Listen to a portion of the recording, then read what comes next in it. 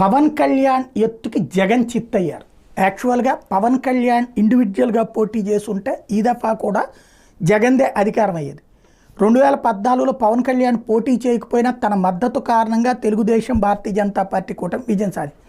కానీ 2019లో తెలుగుదేశం పార్టీకి పరోక్షంగా సహకరించినా కూడా విడిగా పోటీ చేసి తెలుగుదేశాన్ని మొదట పవన్ కళ్యాణ్ దెబ్బతీయడం వల్ల ఆ లెగసీని క్యాష్ చేసుకున్నాడు జగన్మోహన్ రెడ్డి, ఎక్కువ సీట్లు సాధించి.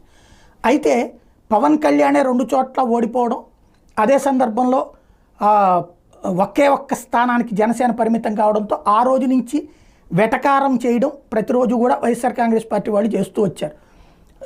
2 చోట్ల ఓడిపోయినోడు అని. ఇక ఆ మాట అనే అవకాశం లేదు. ఎందుకంటే తన దగ్గరికి ఇప్పుడు తను పోటీ చేసింది కేవలం 21 స్థానాలే. ఇప్పుడు వైసీపీని ఆ దగ్గరికి తీసుకొచ్చి పెట్టాడు. At the same time